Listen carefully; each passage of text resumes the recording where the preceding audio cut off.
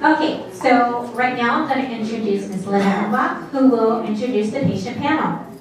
Because Christy, Jill of all trades, is on the panel. So, Christy, would you please take your place at the panel?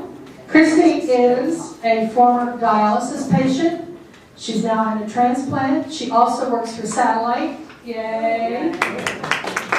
And she works with the dialysis patients on helping them figure out their finances. So save your questions about that for Christy. Greg Muster is a member of our group and was on dialysis until he got that call. 2 weeks after he signed up at UC Davis, he got a transplant. Wow. So he's going to talk to us about peritoneal dialysis. Horace Greeley, who has been on nocturnal, and you'll now get to hear about nocturnal dialysis, will also join the panel. And Phil, our jack of all trades here, who was on dialysis, and he did in-center dialysis, right, Phil? Yes. I'm not that one next one, okay? And then, who have I forgot? Wayne. Wayne, there you are. And Wayne Benyon, who is now on home hemodialysis. Now, they're all going to tell you a little bit about their history and a little bit about dialysis and what they're doing now. I'm going to give you the microphones. So, do we want to start with you? Yes. Okay.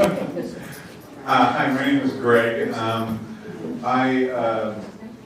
The source of my kidney disease was high blood pressure, and there was some hereditary stuff going on there too. My mother had kidney failure due to high blood pressure as well, so I just kind of got the same thing. And I was on dialysis for about a year and a half. I went on to PD. I was kind of fortunate. I've heard some stories of other people's journey where when their kidneys began to fail, their doctors moved them into one mode of dialysis or another with very little discussion. I was lucky enough to be with Kaiser, and they sent us, when my nephrologist decided that it was about time for me to start thinking about dialysis, he sent me over to Wellbound, which is a satellite organization, and they had a training session there, and a doctor came in, and he literally went over all of the different types of dialysis that were available with the pros and cons of each, as kind of a food for thought about what it is that you were going to be embarking on. And through that session, I determined that PD was something that interested me. I was still working. I wanted to continue working, and I didn't want to. I wanted to live my life as normal as possible with this disease. I saw what my mother had gone through. She was on hemodialysis. She was one of the people that we just saw up here on the slides that took long for recovery after each session. And I remember that literally it would take almost a day for her to come back around again after each dialysis session, and I thought to myself that I didn't want to go through that. So I chose PD. I'm very glad that I did. My kidney still had some functionality when I got onto PD, so it was just a very gentle, easy transition. I mean, it wasn't, getting the catheter installed and all that stuff. And there was about a 5-week training period to do it. But, it was so easy just to go to bed at night, hook myself up to the cycler, wake up in the morning, unhook myself, and go to work and live a normal life.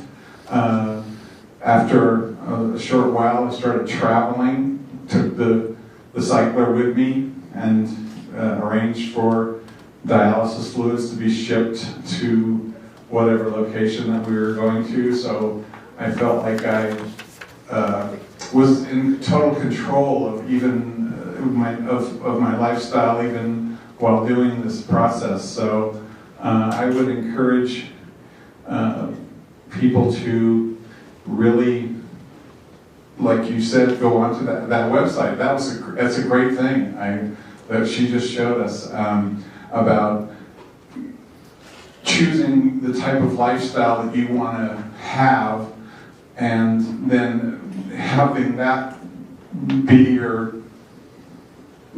part of your decision in what kind of dialysis to undertake. But I think that's all I've got. Could you give us a little bit about the procedure? The actual Yeah, what do you go through? mechanics of it. Just a little bit. Well, there is one thing about PD is that you have to be very disciplined, because you need to think about, again, my job at work, I had to be there at 7:30. My PD took 8.5 hours with about a 20-minute at the beginning, at the end to hook up and disconnect. So if I had to be to work at 7:30 in the morning, I had to get up at 6 in the morning and then back up 8 hours. I had to be in bed by 8 o'clock because the cycler's going to take 8 hours. So I had to be in bed at 8 o'clock every night, but I didn't have to necessarily go to sleep. I could read or watch television or something. So there was that discipline that you had to get into a routine, because you always had to remember that your PD was going to take 8 hours approximately.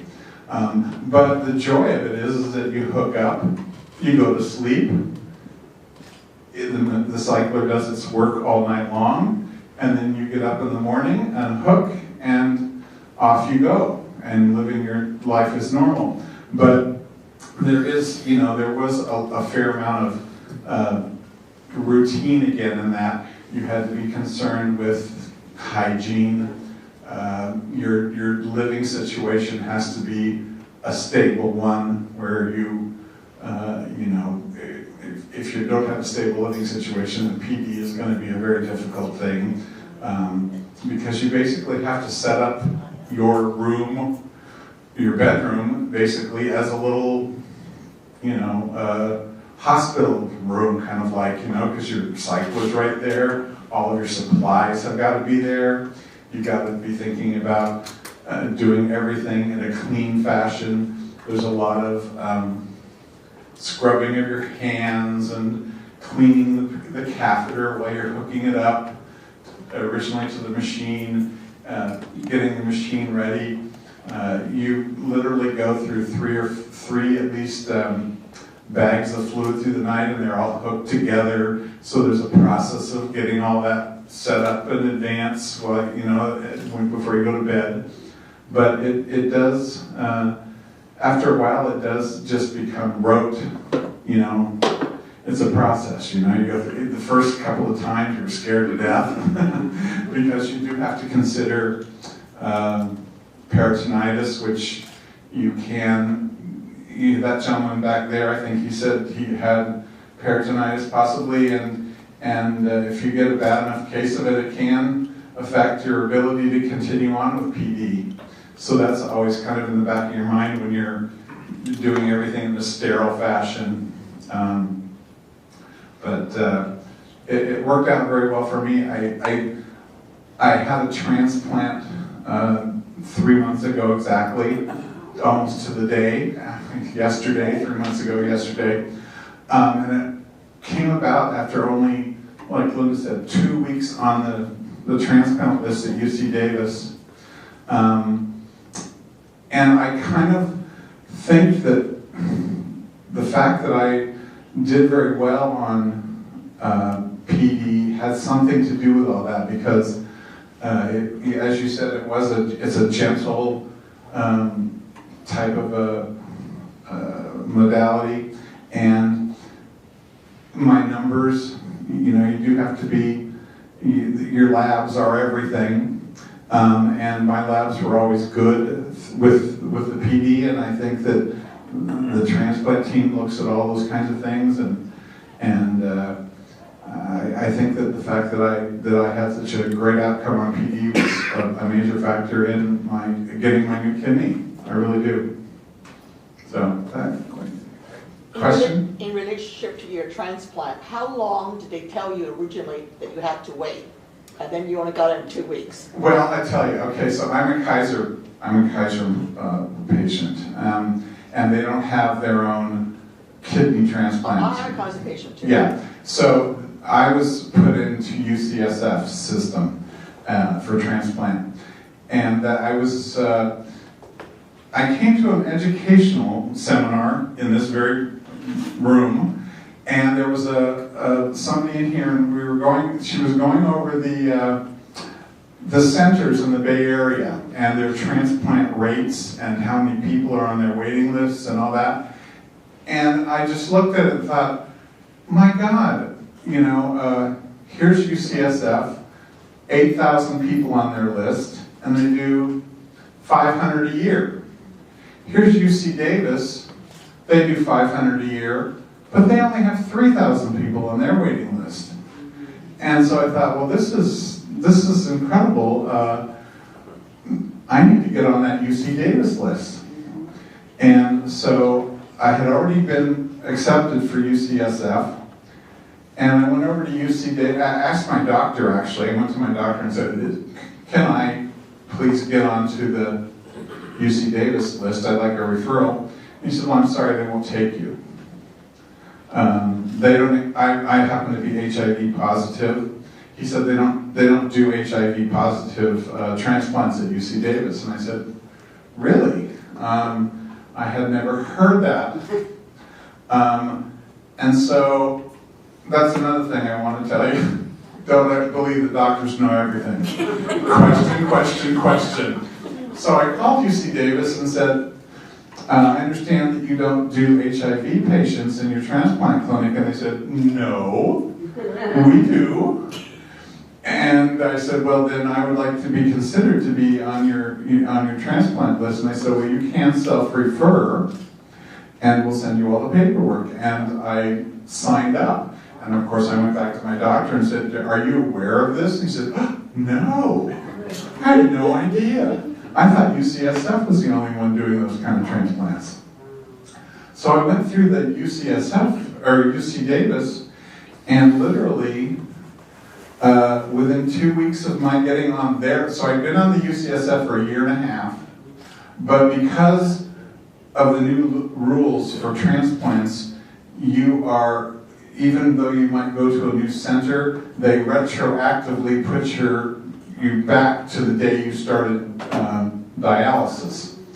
So I was given credit for all that time, but literally I was on their list for 2 weeks and got the call. So I was very fortunate, very fortunate.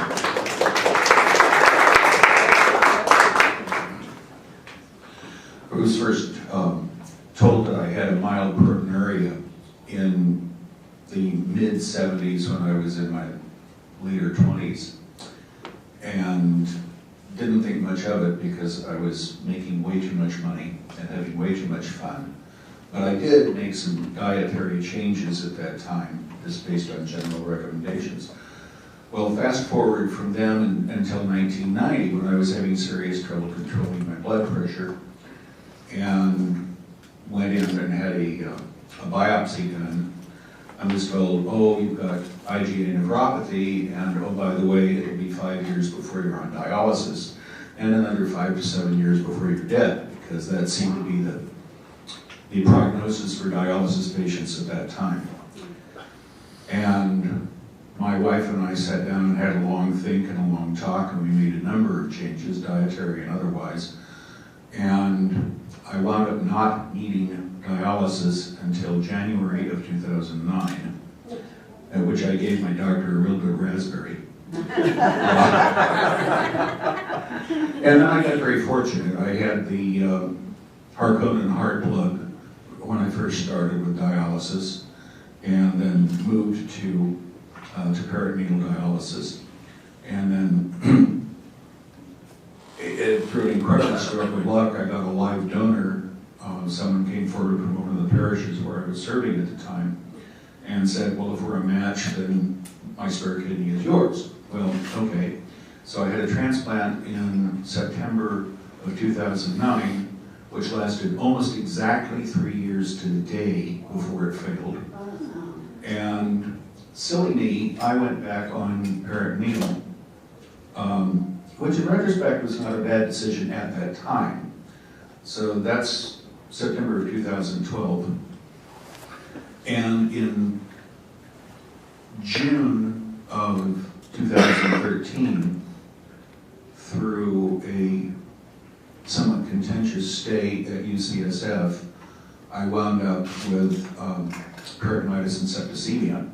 I spent almost all of July in Kaiser Redwood City, surviving and gradually getting back on my feet, and then took another 7 or 8 months.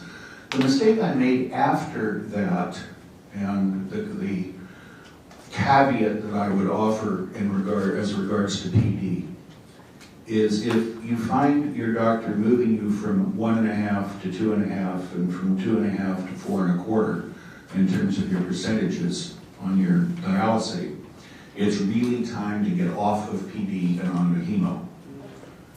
I did not do that, and in the course of about 8.5 months, put on nearly 20 kilos, which I am still trying to get rid of. I went on standard in-center 3 times a week for a while, days, and had all of the symptoms that Dory described earlier.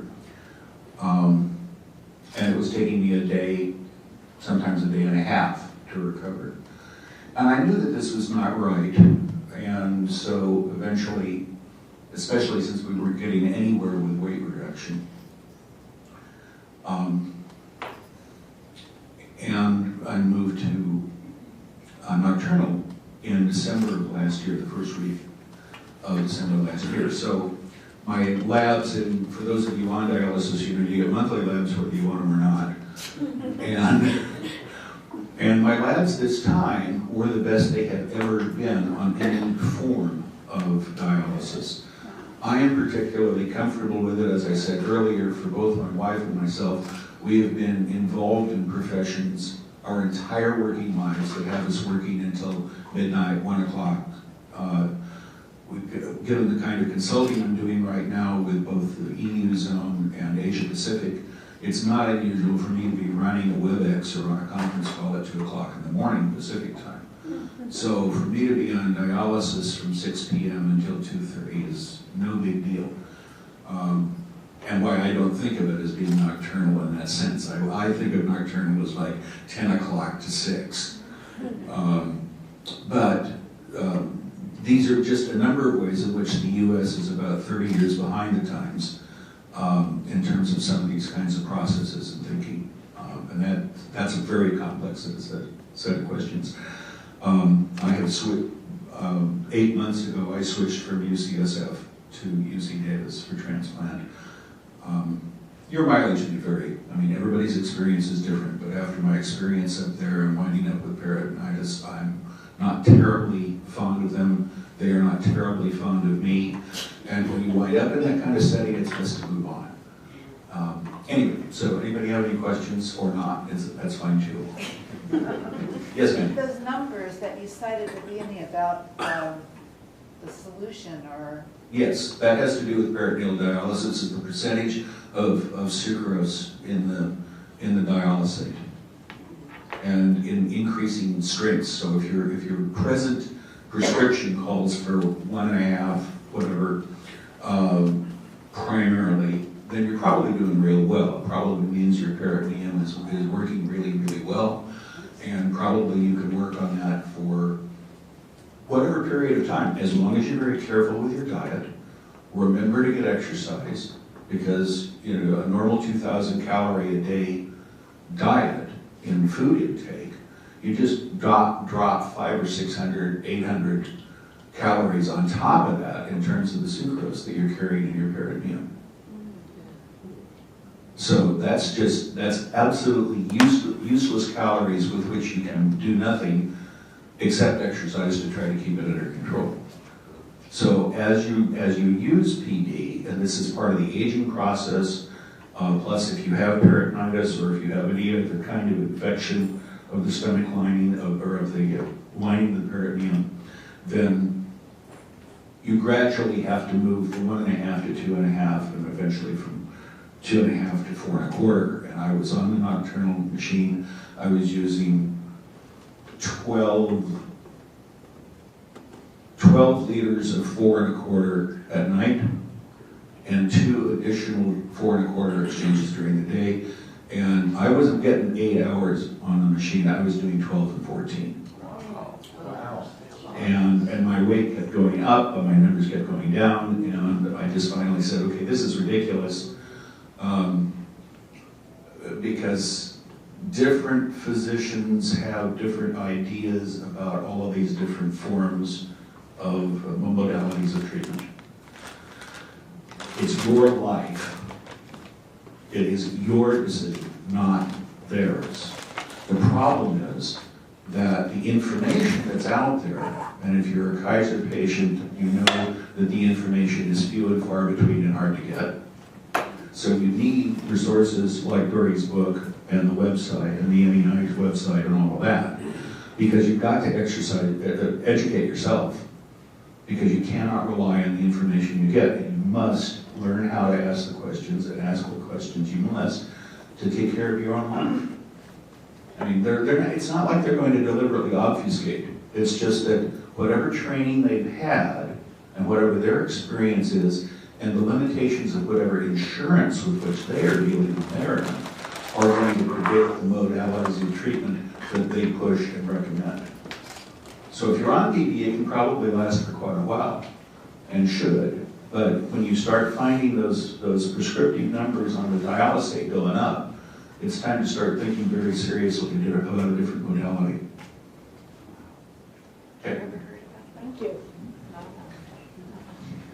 My name is Bo White. I discovered I had kidney disease after a routine physical exam. I wasn't feeling well. The doctor told me I had high blood pressure, and he also told me at the time that there was a chance that my kidneys were starting to fail. So of course, I was quite young, so one ear out the other, and then I continued on my daily life. Then I started getting ill physically, and went back to my doctor, and he said, your high blood pressure is causing your kidney damage. Take these medications and you will feel better, and it'll control your kidney functions. So at the time I was quite physical, doing a lot of activities. I was young, I just felt that I didn't need it. So I stopped taking the medication as often as I should. And just one of my physical days playing softball, I was running, all of a sudden I just like, whoa, I can't even move. I was really sick to my stomach and got slower and slower. Went to the doctor on a Tuesday, and I went home. I went to the doctor, did some blood tests, and then Tuesday night he called me and he said, "We need you to come back to the clinic." I went back to the clinic. I was sick, and within 4 hours I was getting a perm catheter in my chest to start dialysis the next day, which was a big shock to me. I mean, it rocked my world. I just didn't know what to do. But having family and support, somebody that can support you or help you with those transitions is very, very important. Had I not had a wife and children to help me go through the process, because I did not want to do dialysis. Even though I had a perm catheter in my chest, I did not want to do hemodialysis. It was just something I didn't want to do. But I was getting sicker by the day, so I did hemodialysis for 4 years. It was a rough go in the beginning, but I got through it. I didn't want to go to that center 3 days a week. It just became more of a hinder to me, because I couldn't do what I wanted to do, what I was used to doing. But I had to go through it. I was pushed. I had an attitude all the time, because I didn't want to be there. I didn't talk to anybody. Even if I had television set, I didn't look at it because I just didn't want to be there. And so over a period of time, you get to you know the person sitting next to you see them every day, and then you kind of break the ice, and then you go on your way. And then I was invited to the NKF had a seminar in San Francisco, and so I went to the San Francisco seminar, and then that's where I met Linda Ambacci, and this piece of paper and says, "Here, come to our social group." And I'm like, "Oh, okay, sure." So I went to Linda's social group, and that's how I became a member of the BAKP. And so I did HEMO for 3 years, and then I switched to the manual PD, and I was doing that 3 times a day at 30 minutes a shot, and it would make me better quality of life. I was able to do the things I was doing before. I had more time to travel, more time to do everything. And so as a part member of the BAKP, I joined the support group. And so then I became chairman of the support group. And all through these support groups that we had at different functions, I was always telling people about you have to be compliant and you have to push yourself. You have to go after yourself. You just can't sit and be on a list and think they're going to call you. You have to make sure they're going to get called. You have to call them constantly, constantly, constantly. And if your doctor says, "Oh, you go to your doctor, you have 20 minutes," you try to expect that up to 30 minutes. Answer all the questions you can about dialysis. Because a lot of doctors are good doctors, but they don't know the procedures of dialysis. They don't know the procedures fully of the in-center dialysis, let alone the PD. They'll tell you about it, but they won't know the in and outs of it. So you learn yourself as you're doing it. So one day I was sitting around and talking to my wife, and she said, Phil, you do all this support group stuff, and you advocate for everybody else. Why don't you advocate for yourself? And then yeah, you're right. So I called DCSF, and I said, hey, when am I going to get my kidney? Well, we're working on it, you're on the list, yada, yada, yada. This went on, and this went on, and this went on. Then they had a change in leadership at UCSF with my group that I was assigned to. So I kind of just caught me at a bad time, and I said, well, give me the new person's name. They gave me the new person's name and number, and then I said, well, when do they start? In 3 weeks, you're gonna be the first one she calls, yada, yada, yada. Okay, so Brian says, oh, I feel it was nice working. I said, Brian, do me a favor. Give me your boss's number. Okay, sure. He gave it to me. I said, well, give me his boss's number. Well, what do you want that for? What do you want that for? I said, I want it. Within 2 days, they called me. Mr. White, we're working on you. You're going to be doing this, and we're going to take care of you. And your numbers are great. Just hang in there. So within a month's time, I was ready. And calling, no, Mr. White, we're working on it. We're working on it. And then maybe 2 weeks later, on Thanksgiving Day, they called me in the middle of the night. And then I had a transplant. So it just takes some pushing on your part too. Everybody that comes to our support group, they have a tendency to want somebody to do the work for them. We give them brochures, we give them information, we give them phone numbers, references, but they still think that, you have to, they're just going to call you themselves. But, you have to push yourself. Thank you. Any questions? Yes. Well, originally, when you went with UCSF, how long was your wait? And how? 8 years. 8 years. 8 And you years. expedited it, and how long did you finally wait and got your transplant? A month and a half. Well, I mean, total wait. Total wait, 8 years. You waited 8 years anyway? Yeah. Oh. Yeah. It was a long 8 years, I'll tell you that. Yeah, and you had to keep yourself well in 8 years, right? Yes, I did. Question there? My question was about the PD though. How long should the average person be on PD? That question I can't answer. Christy, can you answer Well, because, what I'm hearing is in around 2 years, people are getting infected. Now, the infection comes from discipline. Yeah. I don't think there is a really good answer. Like Lori said in her presentation, although it's not the recommended choice to stay on long term, she's known people who have been on it long term, and so have I, that didn't have any issues. So I think it's very individualized, but generally it's not a long-term option. Okay, it's Just not because of- long term. Yeah, just because of the impact on the body. You mean PD? Yeah, Kaiser tells me that I'm on PD, and they said about 3 to 4 years. is the longest. Yeah, and I was on PD for 2 years, on 8 hours, and now they just started me on 9 hours. I said, why? I want to go less, not more. I said, you know what, that's how it is with, they don't tell you all up front. You learn as you go along. Then they tell you, oh, well, you know what, don't expect to get less. Yeah, what they don't tend to ever tell you is that your perineum was never made to filter all of the blood in your body. It's only one cell layer thick, and it will fail. The question is when. It may fail sooner if you get an infection. It may last 18 years if you're tiny and really lucky, but at some point it will fail. When I initially was told about the PD, they were saying that it used to just be something that was done at the end after a person. Oh, it used to be a rescue therapy for Yes. people who had no more accesses left for chemo. Yeah, that's true. It makes such a great first option. It's such a great way to keep people in their lives doing the things that matter.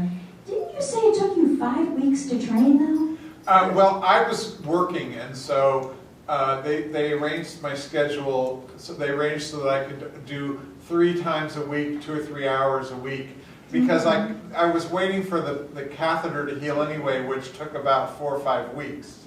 All right, yeah, because these days usually they're training people for PD in about a week, which I think is actually not really quite long enough, but. Yeah, I'm with Kaiser too, and it takes about 4 weeks. My husband and I were in the session together. See, at my age, I want to be pampered. Now I have all these things I have to carry, and they tell you can't carry more than 30 pounds, and you can't bend, you can't lift, and I said, oh my God, my life is going to be terrible. And then when I had the catheter put in, I told the doctor, you maimed me. He said, maimed? Yeah, I never had a hole in my stomach, now I have a hole in my stomach. And I was allergic to the bandages. I tell you, there's a lot of trials and tribulations the first 2 years. It's high maintenance when I was doing before with no PD and now with PD.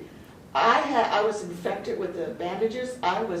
First month wasn't bad. Then I start itching.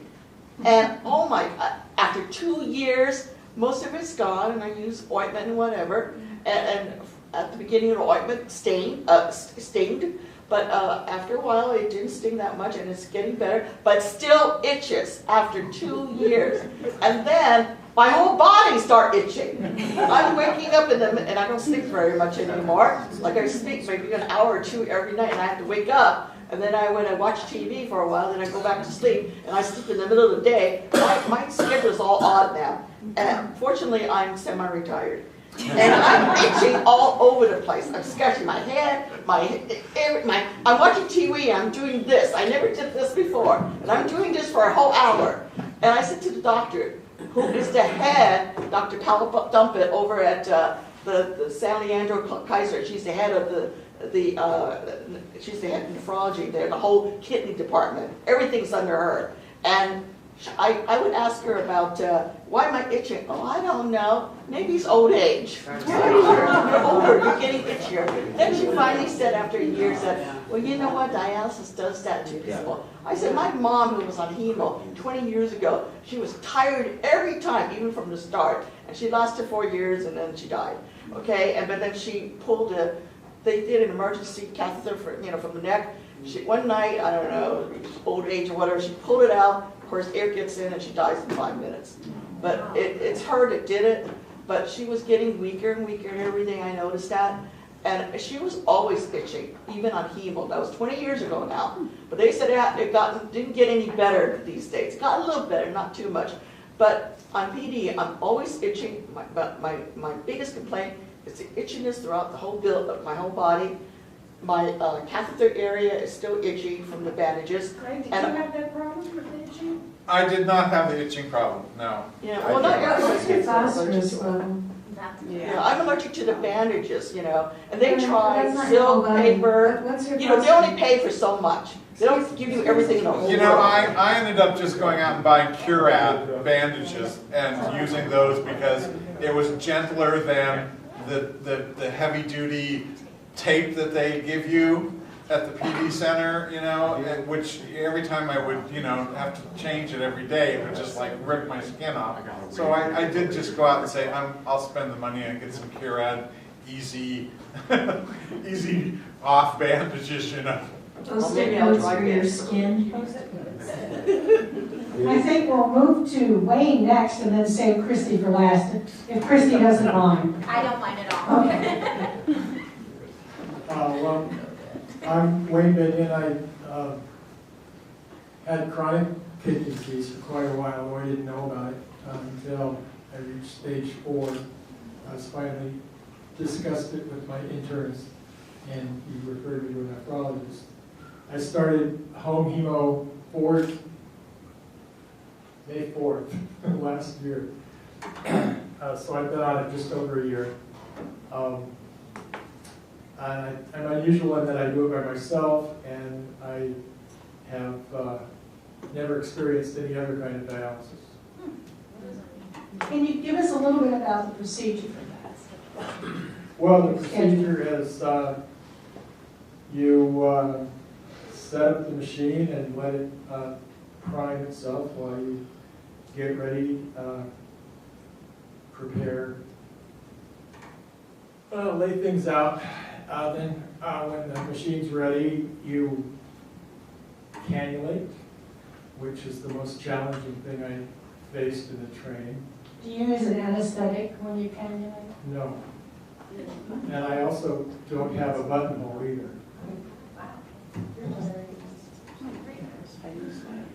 So I move the site, you know, quarter inch every day until I reach the end and start back at the top. Is that your choice, not a buttonhole?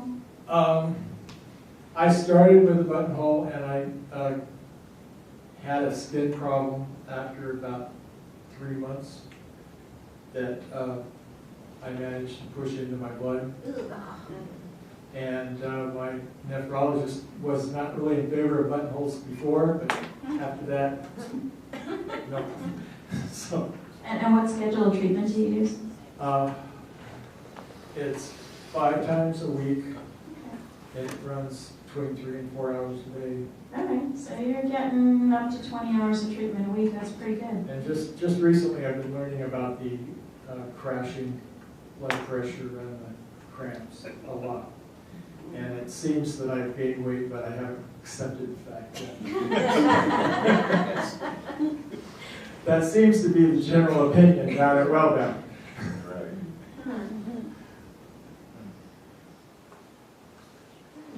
So, any questions? You don't have to have help. You're able to do it all by yourself. I'm able to. It would be a lot easier with somebody else there. Not so much the procedure itself, but running the house while I'm tied down.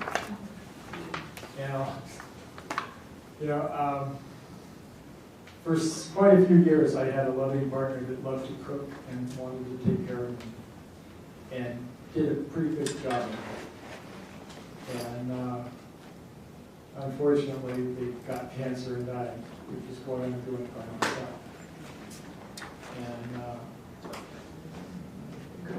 And I miss having that company, I really do. But, yeah, I am able to do it. I've been doing that. I took the machine home in the middle of June, and I've been just me. What do you do when your blood pressure drops and you're there by yourself? Well, I've been told to give myself more saline. And I don't like doing that because that increases the salt and increases the fluids. But I'm still having a kind of a tussle with the Wellbound nurses about that, actually.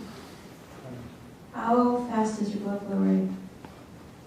I have had it as high as 1 liter per hour. Yeah, blood flow, 350, 400, 500. 450 is my top. I very rarely reach that. It's Good, usually okay, 400. well, slower is better, but You might use that, try that calculator that we built, look at your rate of ultrafiltration also. And I know it's weird with NextStage doesn't work the same as any other machine, and so you're looking at, I don't even remember what they call it, flow fraction and things like that, but look at the rate. Yeah, well, most of it is how much I want to remove per hour, and when I weigh 80, my dry weight was supposedly 80 kilos, and if I weighed 85, I would want to take off as much as I possibly could, which just the past few weeks has been too much. Yeah, you don't necessarily want to take off as much as you possibly can. Yeah. Because it is riskier when you're by yourself. Yeah. Well, I'm learning that now. Other questions for folks? This is for Greg and Horace. Our previous speaker indicated that peritoneal dialysis is probably effective for 2, 3, 4 years, maybe sometimes longer. Did your nephrologist discuss this with you before you went on peritoneal dialysis? Going in? No, for me, no, they did not. For me, no. My second dialysis, Speaker, nephrologist. microphone. Yeah. My second nephrologist has been very good about that kind of thing, or my first nephrologist who retired was not, he wasn't quite as good in that way, but he was better in others. I mean, at the end of the day, your mileage may vary, and it's highly individual. I mean, part of the problem that I have with the whole process is that physicians nowadays seem to be locked into the BMI as their sole guide for how much a person. Well, the problem for me is that they want me at a BMI of 82 kilos. Right now I'm at 104. I'm at my best, I'm at my peak in all ways at 90 or 91, and that's not low enough for them. The problem is when I get down to that lower number, I'm cadaverous looking, I have no energy and no spark whatsoever. But all of these things are used in their calculation of how much dialysis of whatever kind it is that you need. And so those of you who've had an 8-hour experience with PD, that's great. That was not my experience. I mean, from the very beginning for me, it was 9 hours. But that has a lot to do with body mass.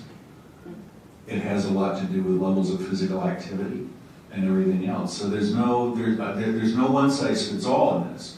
And this is part of the problem with the standard 3 times a week in-center dialysis problem, is that it's only based on the KT over V for urea number. It doesn't really take into account any of those other things, the phosphates, the potassium, any of those middle molecules. And it's similar for peritoneal dialysis. And I would echo what Dory said about the peritoneum is 1 cell thick. It's not designed for what we're asking it to do. And so anything, I mean, conceivably, if you wind up drinking too much coffee, it's going to affect how it works over a period of time. If you wind up like the one gentleman was talking about, eating several meals where the meat has been koshered, well, you're going to have a problem for probably 3 or 4 weeks until all of that stuff comes out, unless you push it, and that has negative effects as well. You wind up trying to take off too much, you wind up trying to do too much. Does that begin to address your question at all? Yeah, I mean, this is the first time I've heard that peritoneal dialysis has a limited span. Absolutely, but it's highly individual. People are often not with that, and they deserve to know that. Yeah. But you know, Kaiser pushes it all the time. Everybody pushes it now because it makes more money now. Yes. I was just going to say, How? Can you tell me how? It makes more money because you're not in center burning staff time. Exactly. Well, and they changed the formula Yeah. so that PD, they get a higher reimbursement rate for it, and they are pushing it hard, everybody across the country. Yeah, well, I thought it was because they're cheap. They want me to put the cost on me to maintain myself. versus them doing it. But that's what you're trying to They apply. get paid more money by Medicare now for more people using PD. Oh, so they're pushing that, They're trying to create an incentive for PD. Well, and here, there's an interesting number around this. It doesn't specifically apply to PD, but it has to do with any home hemodialysis. And I would sort of generally put PD under that, but only very generally. If you go to home hemodialysis, the cost of the machine, the cost of the training, all of that stuff amortizes in 1 calendar year. And from that point on, it's cheaper for your insurance provider for you to be on home hemo. It's because in-center hemodialysis is a huge percentage of the national budget relative to the number of people served. And at the end of the day, that's the problem. It's an economic problem. But the doctors make more money when people are in the Precisely. center, so that's a reverse incentive. So there's all sorts of incentives fighting each other so they're all sort of duking it out. Right now, the doctors are winning. Yes, I think more doctors are still suggesting hemo, right? Yeah. See, from a patient standpoint, you know, the thing that I dwelled on too when I was making this decision was, you know, again, I saw what my mother went through, and at some point she became obsessed with water. I mean, she was having to measure everything that she put in her body because she had to be within such tight guidelines to meet that dry weight and everything. And my experience on peritoneal couldn't be more different. I actually never measured my water the whole time I was on peritoneal. I could drink as much water as I wanted to, and it didn't really make that much of a difference. The foods that I ate, yes, I had to deal with the phosphates, with the phosphorus because of and had to have binders. But you know, I could have a potato every now and again, you know, with my potassium if I kept it, you know, if my numbers were good. I could kind of fudge a little bit, but I didn't see that was really all that even possible hardly on hemo. So for me, it was all about the quality of life, you know,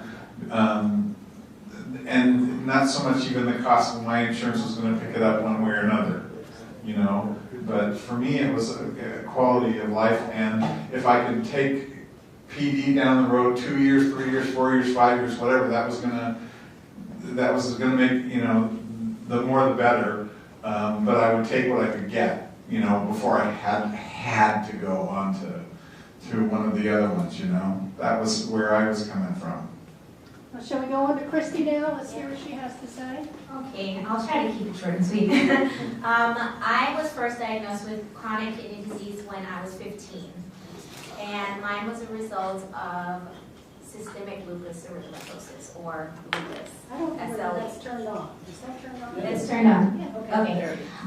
So I had lupus, and by the time I was 18, the kidney disease was getting really serious, so my doctor put me on chemotherapy. So I was on chemotherapy for 3 years, and that did put me into remission. And the reason he basically gave me a decision at 18 is go on to chemotherapy so that I wouldn't have to go on dialysis right away, because that was going to be my future. I had no idea what dialysis was at 18 years old. I was just trying to take in everything that he was telling me. And 10 years, exactly 10 years later, 10 days after my 10-year high school reunion, I went through kidney failure. So I was 28 years old, and I was already working in dialysis about 4 years. So I luckily knew about modality choice because I worked in the field. And it just so happened that the peritoneal dialysis nurse at our facility did an education for the staff in the in-center side talking about peritoneal dialysis, because I had no idea what it was. I only knew the in-center side because that's the side I primarily worked. So as soon as I saw it, I said, oh, well, if I ever need kidney dialysis, I'm going on peritoneal dialysis. And sure enough, I ended up on dialysis. I trained only for 1 week. It did take about a month to heal, but I trained for 1 week, and I was on dialysis for 2.5 years. I tried CCPD, which is the cycler, continuous cycling peritoneal dialysis. My body did not take to it. I was petite, so I could feel the catheter every night as the exchange happened, as it emptied. I felt the catheter pulling. You had drain pain. Oh my gosh, it was horrible. So I went back to the CAPD, continuous ambulatory peritoneal dialysis. So it's done just with gravity. At the time, we had no PD patients in my clinic where I worked. So I walked around with my pole and worked and talked to patients about PD. And they had no idea I was on dialysis. They didn't know what PD was. And by the end of it, we had like 20 people switch from hemodialysis to peritoneal dialysis. And I was like, yeah, it's great. I never had an infection. I was very particular about my hygiene. My PD nurse stressed washing my hands for 2 minutes, turning off the air conditioner. I'm from Texas, so I had my dialysis in Texas. I turned off the air conditioner every time I did an hooked up or disconnected so that there wasn't ambient air. I did it in a specific room every time so that it was always clean, no pets, masked up all the time. So I was blessed enough not to have not one infection, and I was on for 2.5 years. For a year, immediately I went on the transplant list. The moment I went on dialysis, I also called the transplant up. I want to go on the transplant list. So I did everything like at once. So everything was happening at the same time. For a year I was on hold, but that was as a result of lupus because they wanted to make sure that I was in remission. My rheumatologist was really good about following with my transplant status, and he made sure that they took me off the hold list. He was like, this is ridiculous. You've been in remission forever. You know, you haven't had any signs, so let's make sure they get you active. And then a 1.5 years later, they called me and I got a transplant. So it was a total of 2.5 years on dialysis, which was the average in Texas for my blood type. So it wasn't fast, it was just the average. And I've had my transplant now for 10 years next month.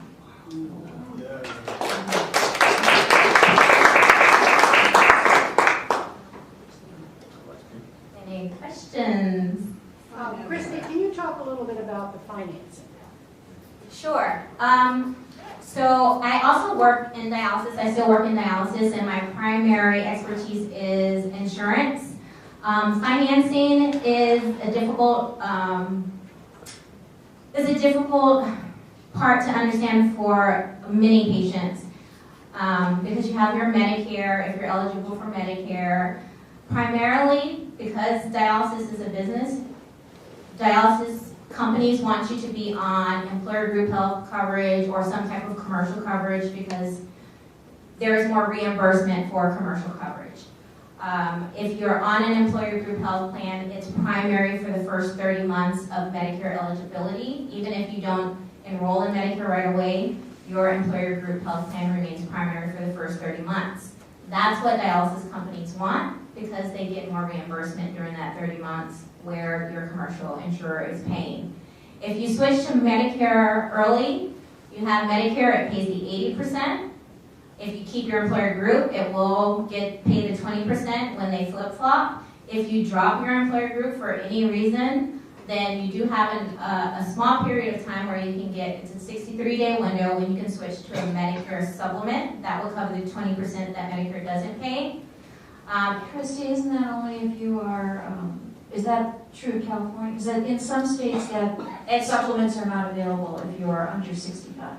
It's true and not true. So there are no guaranteed issue rights in many states. However, because if you've had coverage in the past and you've lost it to no fault of your own, there's a guaranteed window where you can get coverage where they're not supposed to ask you any medical questions. So they're not supposed to limit you and prevent you from getting coverage. Does it happen? Absolutely. Because insurance companies are smart and they know that ESRD patients cost a lot of money, so they will challenge an enrollment. But generally, you can still get coverage as long as you lost it and you're getting replacement coverage. Now, if you're just going out to apply for coverage, then they will absolutely not enroll you if you have ESRD in specific states. That's true, because I called United just over the phone because I saw an ad on TV. Even though I have coverage, I thought, well, maybe I'll switch from one to the other, and maybe United will take me. They said, no, you're under 65, we don't have to take you. They said, sure, when we first got the call, they said, sure, we'll help you. And then when they heard that I had end-stage renal disease, they said no. Exactly. And for Medicare Advantage plans or Medicare replacements, they don't have to take you at all as an ESRD patient because there are legal exclusionary clauses that preclude ESRD patients from enrolling in a Medicare Advantage. There are some exceptions, but they're far and few between.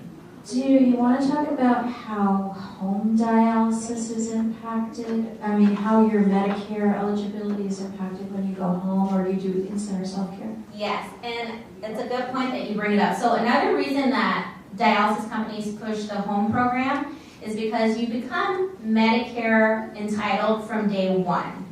And patients who are Medicare entitled or enrolled in Medicare from day one, when you're new to dialysis, dialysis companies get an adjustment or an additional reimbursement for patients who are new to dialysis.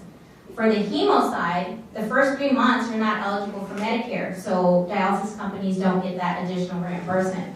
But on the home side, they get that reimbursement because you're Medicare eligible from day one.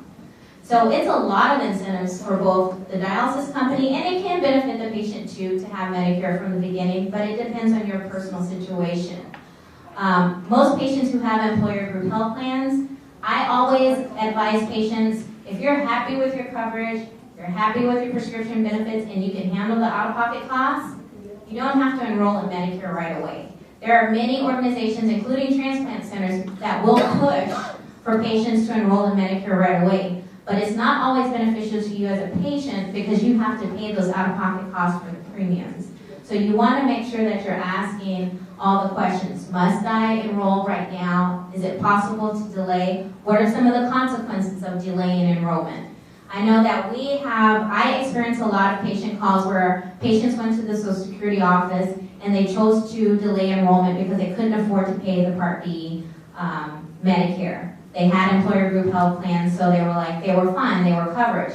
However, the representative told them, oh, you should enroll in Part A because it's free. But what they don't tell you is when you enroll in Part A and you don't enroll in Part B, it impacts your coordination of benefits period. During that first 30 months, you can enroll in Medicare any time during that 30-month period that you choose to, if a need arises. Right now you might not need to, but maybe 15 months down the line you may need to. If you enroll in Part A, that goes away. The only time you can enroll in Part B after that is during the general enrollment period, which is January 1st through March 31st of any year. And then the Medicare Part B doesn't become effective until July 1st of the year you enroll. So it limits your enrollment options. But they don't explain that. And I think part of it is that at the Social Security level, they understand for the general population, but they don't necessarily understand the special niche financial concerns of the ESRD population.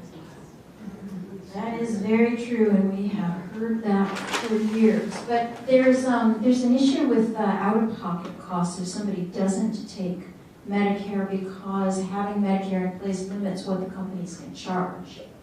Yes. So I don't necessarily know what it is for for-profit organizations. Satellite is a not-for-profit organization, so we tend to work really well with our patients. We as a not-for-profit, I would say, write off a lot of out-of-pocket expenses that normally the large dialysis organizations do not. But I do encourage patients, when you do have a commercial plan or an employer group health plan that has a large out-of-pocket or your annual out-of-pocket is $5,000. If it's that high, I always say, compare it to what you would pay for Medicare Part B. Medicare Part B right now costs $121.80 per month, $365.40 per quarter, which comes out to about $1,400 per year. That's a savings. $5,000 out-of-pocket over the $1,400 it would cost for Medicare Part B. So chances are you would benefit from enrolling in Medicare Part B because then they can't balance bill you for anything that's Medicare eligible. They bill your primary insurance, they bill your secondary, which would be Medicare, and the only thing you're obligated to is your deductible and anything that is not covered because it's not a Medicare expense. So, but that would be covered. Well, it's not necessarily 20% if your employer group is primary, because some employer groups pay 80-20, some pay 90-10, so it depends on what your out-of-pocket benefit picture is. and it varies depending on the benefit. We have a plan. question over here. Yes. If the ideal dialysis is 5 days a week, why can't you get it 5 days a week? Go in center. So there are a lot of reasons for that. One is going to be cost of the company. So a company has to provide staff, it has to provide building and supplies. So if the company isn't set up to provide it 5 days a week, then it will, one, automatically limit your chances. Another thing is that I think we get used to what is routine and customary. So because that's what we've always done, we continue to do it. So until there are benefits shown both not only to the patient but also to the provider, the dialysis companies, that won't change quickly because there's a lot of cost involved to providing dialysis that often for every patient. Right now you can stack patients because you can have patients Monday, Wednesday, Friday. You can have a whole different set of patients Tuesday, Thursday, Saturday. If you're having dialysis every day, that limits the number of patients you can put in those seats. So, Christy, do you know what the current cost of dialysis these days in the different modalities? So that varies, and I usually don't speak to cost in general because the reality is it's based on contract. If